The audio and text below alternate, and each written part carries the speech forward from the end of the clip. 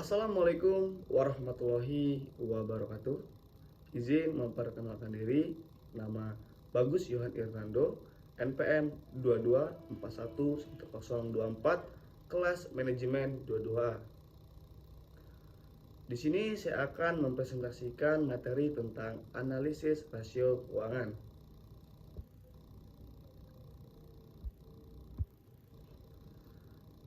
Oke, baiklah. Definisi rasio keuangan adalah angka yang menunjukkan hubungan secara matematis antara suatu jumlah dan jumlah yang lain. Berdasarkan hubungan antara kedua hal tersebut, kita dapat menganalisa suatu kondisi keuangan. Misalnya, jika kita ingin mengetahui berapa keuntungan penjualan dalam satu periode, kita dapat membagi laba sebagai laba pembilang. Dengan total penjualan dalam satu periode sebagai contoh keuntungan yang kita peroleh adalah 5 juta. Dengan total penjualan sebesar 10 juta, maka persentasinya adalah sebesar 50%. Selanjutnya, apa sih definisi rasio keuangan? Definisi rasio keuangan adalah analisis yang dilakukan dengan menghubungkan berbagai perkiraan yang terdapat pada laporan keuangan dalam berbentuk rasio keuangan. Menurut Will, Subrahmanyan, dan Halse, bisa dibilang 2005 dibanding 36, analisis rasio atau disebut rasio analisis dapat mengungkapkan hubungan penting dan menjadi dasar perbandingan dalam menemukan kondisi dan tren yang sulit untuk dideteksi dengan mempelajari masing-masing komponen yang membentuk rasio. Dengan demikian, analisis rasio keuangan adalah analisis yang menghubungkan perkiraan neraca dan laporan laba rugi terhadap suatu dengan lainnya, yang memberikan gambaran tentang sejarah perusahaan serta penilaian terhadap keadaan suatu perusahaan tertentu.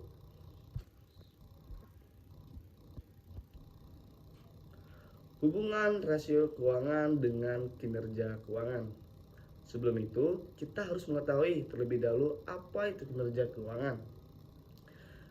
Kinerja keuangan adalah suatu usaha formal yang dilaksanakan perusahaan untuk mengevaluasi efisien dan efektivitas dari aktivitas perusahaan yang telah dilaksanakan pada periode waktu tertentu.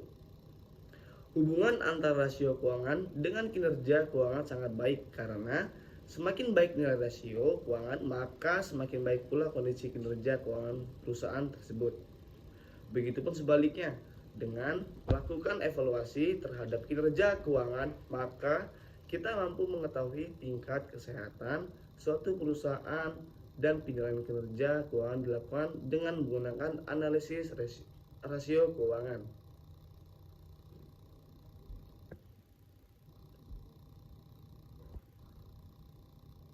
Selanjutnya, apa sih manfaat dan kegunaan rasio keuangan? Manfaat dan kegunaan rasio keuangan dapat digunakan untuk mengetahui kondisi keuangan perusahaan dan kinerjanya dengan membandingkan rasio keuangan perusahaan dari tahun ke tahun. Dapat dipelajari perubahan dan dapat ditentukan apakah terdapat kenaikan atau penurunan kondisi dan kinerja perusahaan selama waktu tersebut. Selain itu, dengan membandingkan rasio keuangan terhadap perusahaan lainnya yang sejenis atau terhadap rata-rata industri, dapat membantu mengidentifikasinya adanya penyimpangan. Analisis rasio keuangan pada umumnya digunakan oleh 3 kelompok utama pemakai laporan keuangan. Menurut Brigham dan Houston 2006-119, 3 kelompok utama pemakai laporan keuangan yaitu: yang pertama, manajer yang menerapkan rasio untuk membantu menganalisis, mengendalikan, dan kemudian meningkatkan operasi perusahaan. Yang kedua, analisis kredit, termasuk petugas pinjaman bank dan analisis peringkat obligasi yang menganalisis rasio-rasio untuk membantu memutuskan kemampuan perusahaan untuk membayar utang-utangnya. Dan yang terakhir, analisis saham yang tertarik pada efisiensi, resiko, dan prospek pertumbuhan perusahaan. Jenis-jenis rasio keuangan. Yang pertama ada rasio likuiditas. Rasio likuiditas adalah rasio-rasio yang dimaksud untuk mengukur likuiditas perusahaan, atau bisa dibilang current ratio, quick ratio, dan lain sebagainya. Rasio likuiditas menggambarkan kemampuan perusahaan dalam memenuhi kewajiban jangka pendeknya yang segera jatuh tempo. Untuk menilai likuiditas perusahaan dapat menggunakan rasio. Yang pertama, current ratio merupakan rasio yang digunakan untuk mengukur kemampuan perusahaan dalam memenuhi kewajiban jangka pendeknya yang secara jatuh tempo dengan menggunakan total aset lancar yang tersedia pada rumus berikut ini. Rumus current ratio, rasio lancar sama dengan aset lancar dibagi kewajiban lancar dikali 100%. Contoh, 157.952 dibagi 50.691 dikali 100% sama dengan 283,62%. Dari hasil analisis rasio lancar diketahui bahwa current ratio sebesar 283,62%, yang berarti setiap keuntungannya dapat membesar sehingga 1000 kewajiban atau utang lancar akan dijamin dengan aktiva lancar sebesar 2.836,2%. Yang kedua ada quick ratio, merupakan rasio yang digunakan untuk mengukur kemampuan perusahaan dalam memenuhi kewajiban jangka pendeknya yang secara jatuh tempo dengan menggunakan aset sangat lancar, tidak termasuk persediaan barang dagangan dan aset lancar lainnya, dengan rumus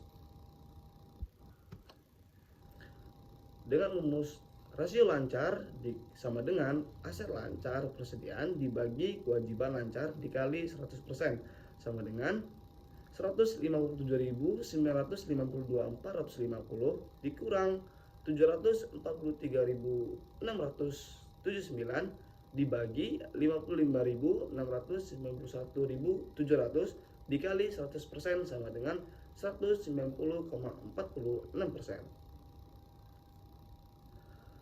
Dari hasil quick ratio diketahui bahwa quick ratio sebesar 150,46%, yang berarti setiap 1000 kewajiban atau utang lancar akan dijamin dengan aktiva lancar sebesar 1504,6. Yang kedua, rasio solvabilitas. Rasio solvabilitas adalah rasio-rasio yang dimaksud untuk mengukur sampai berapa jauh aktiva perusahaan dibiayai dengan hutang.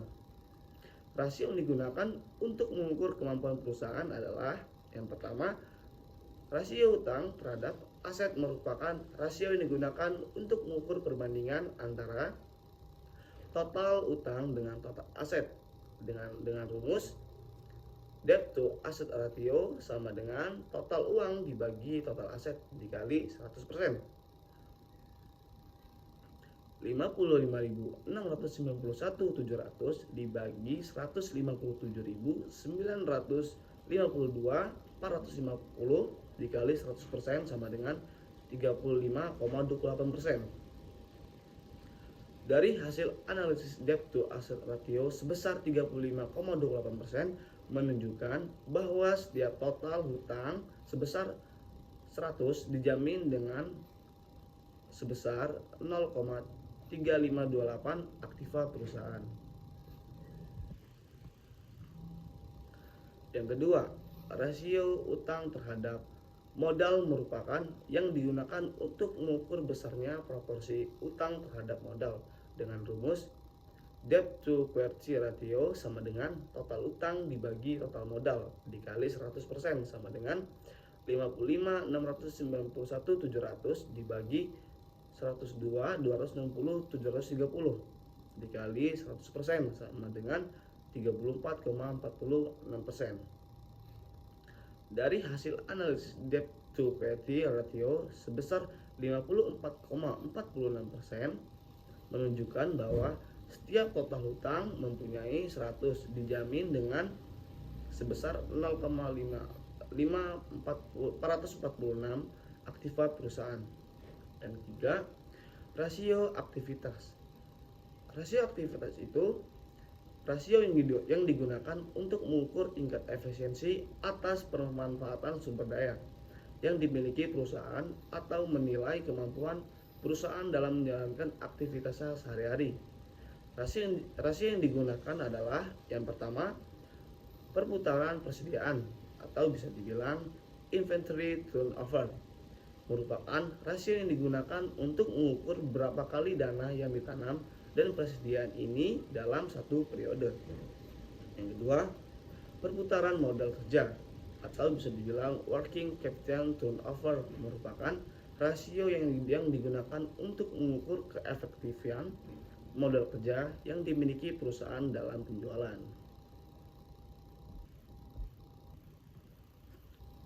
Yang keempat, ada rasio profitabilitas atau rentabilitas. Apa sih rasio profitabilitas dan rentabilitas?